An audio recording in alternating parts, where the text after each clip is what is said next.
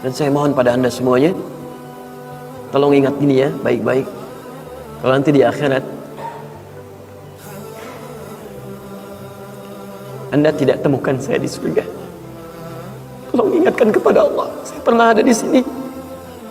Saya pernah ada di sini. Tolong ingatkan. Kalau antum di akhirat nanti tidak temukan saya di surga, tolong ingatkan. Ya Allah, mohon ya Allah. Adi Hidayat pernah mengajar saya dan mengingatkan saya di sini. Ya. A'udzu billahi minasy syaithanir rajim. Qala Rasulullah sallallahu alaihi wasallam, bersabda Rasulullah sallallahu alaihi wasallam fi marwahu Abu Sa'id Al-Khudri, pada hadis yang diriwayatkan oleh sahabat Abu Sa'id Al-Khudri radhiyallahu taala anhu, qala, beliau menyampaikan, qala Rasulullah sallallahu alaihi wasallam bersabda, lihat kalimatnya, bima makna, lihat, saya langsung ke ujung hadisnya saja karena ini cukup panjang sekali. Hatta idza khalasal muslimuna, hatta idza khalasal mu'minuna minan nar, sampai ketika orang-orang beriman diselesaikan urusannya dari neraka, maksudnya hisab. Ya, saat dihisab dan dipisahkan nih, orang beriman semua sudah masuk surga, siap masuk surga semua. Ya. Yang buruk-buruk masuk neraka, dah masuk ke neraka.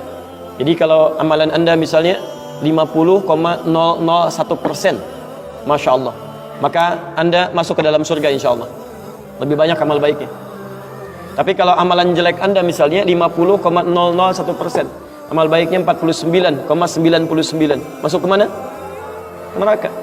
Walaupun cuma 0,01%. Yang jadi masalah sekarang 50%, amal baik 50, amal jelek 50. Masuk ke mana? Taib. Nah itu belum ke surga dan tidak ke neraka. Lihat kalimat saya, belum ke surga, tidak ke neraka. Disimpan di tempat yang tinggi, yang bisa teramati keduanya. Bisa melihat ke surga, bisa terdengar jerit neraka.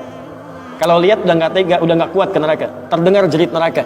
Ya, itu disebut dengan A'raf namanya, tempat tinggi yang bisa melihat keduanya. Disebut A'raf.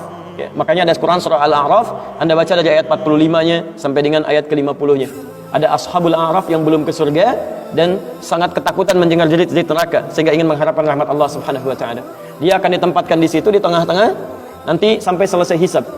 Begitu selesai hisab, dia memohon rahmat Allah, diberikan rahmat Allah, baru kemudian dimasukkan ke dalam surga. Kalau hisabnya misalnya berlangsung selama sehari, maka 1000 tahun dia nunggu di situ. Tayyib. Hatta idza khalasal mu'minuna minan nar, sampai ketika orang-orang beriman itu ya, mulai diselesaikan dari urusan nerakanya. Tayyib, sudah mulai masuk ke dalam surga. Ini sudah selesai, mau masuk ke dalam neraka. Dan dimasukkan, masuk semuanya. Apa yang terjadi? Ma minkum min ahadin bi ashaddi munashadatan lillahi fi istiqsa'il haqqi li ikhwanihi tayyib minal mu'minin lillahi minal mu'minin. Anda tidak akan temukan pada saat itu situasi saat orang-orang beriman akan masuk ke dalam surganya, sementara yang neraka sudah dihukum di situ, sudah banyak yang dihukum, sudah macam-macam masuk. Ini sudah mulai mau selesai, tiba-tiba ada orang-orang yang mengadu kepada Allah Subhanahu wa taala, memohon dengan sangat. Nabi katakan, Anda tidak akan pernah temukan orang yang paling banyak kuat permohonannya kepada Allah, memelas dengan tulus. Asyaddu munasyadatan. Munasyadah itu sesuatu yang dimohonkan dengan sangat. Ya Allah, mohon ya Allah. Mohon ya Allah. Fawalladzi nafsi biyadi, sampai Nabi berkata, maka demi Allah yang jiwaku ada di tangannya. Ini Nabi bersumpah dengan jiwanya. Tidak pernah ada kalimat dalam hadis, ya, kalimat seperti ini kecuali menunjukkan itu sangat serius. Ingat, sangat serius. Dan ada sesuatu yang penting di dalamnya. Nabi serius menyampaikan ini. Kita jangan anggap bercanda gitu kan. Falladzi nafsi biyadi, maka demi jiwaku yang ada di tangan Allah Subhanahu wa taala, yang bisa diwafatkan kapan saja. Lihat kalimatnya. Fayaqulu, maka mereka berkata, fayaqulu, maka mereka berkata, ya Rabbuna, wahai Rabb kami yang tengah merawat kami di dunia, memberikan kecukupan, memaafkan kami, mengampuni kami, dan memberikan nikmat surga sekarang.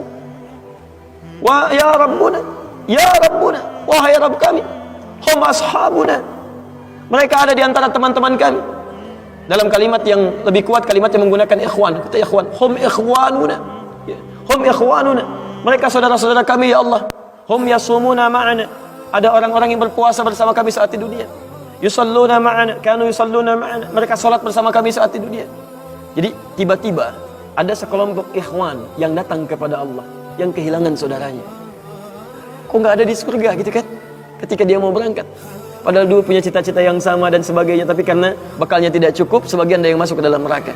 Tiba-tiba mengatakan kepada Allah dengan permohonan yang sangat, ya Allah, saya kehilangan saudara saya. Ya Allah, saya kehilangan saudara saya. Ya Allah, dulu kami puasa sama-sama. Ya Allah, dulu kami sholat sama-sama.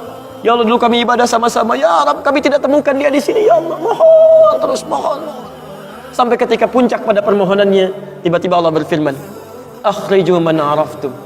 Hei para malaikat, keluarkan orang yang dikenali oleh orang-orang ini, yang disebutkan tadi. Keluarkan mereka dari neraka. Tiba-tiba dikeluarkan. Bertemulah orang-orang ini dengan temannya.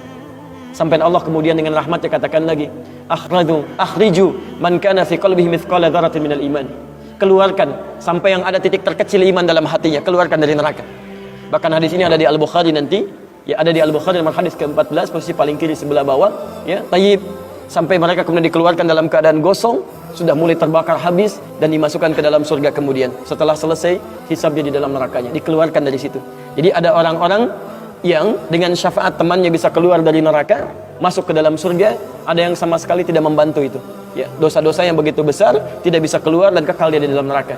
Walaupun dia merasa beriman kepada Allah, tapi digugurkan keimanannya dengan ibadah-ibadah yang melanggar ketentuan Allah, seperti syirik dan sebagainya. Tapi poinnya adalah tiba-tiba ada segolongan teman yang memohon kepada Allah Subhanahu wa taala, ya Allah, kami puasa sama-sama, kami ibadah sama-sama, kami sholat sama-sama, ya Allah, cuman saya nggak temukan dia di sini. Itu indah. Nah, permohonan sesuatu untuk melengkapkan pada yang kurang disebut dengan syafa' namanya. Pelengkap yang kurang disebut dengan syafa'. Makanya di tarawih itu ada salat syafa'. Antum salat 11 rakaat, 2 rakaat penyempurnanya yang ke-10 disebut dengan syafa', 1 rakaat akhirnya disebut dengan witir. Ya, ada teman yang merasakan ada yang kurang nih, ya Allah, begitu saya masuk, teman saya nggak ikut, saya ingin dilengkapi dengan itu, ya Allah. Tayyib, permohonan untuk menggenapkan sesuatu yang kurang dengan sifat yang sangat memohon luar biasa, maka kalimatnya dirubah dari syafa' menjadi ditambah tak di ujungnya dengan alif di tengahnya, jadi syafa'ah.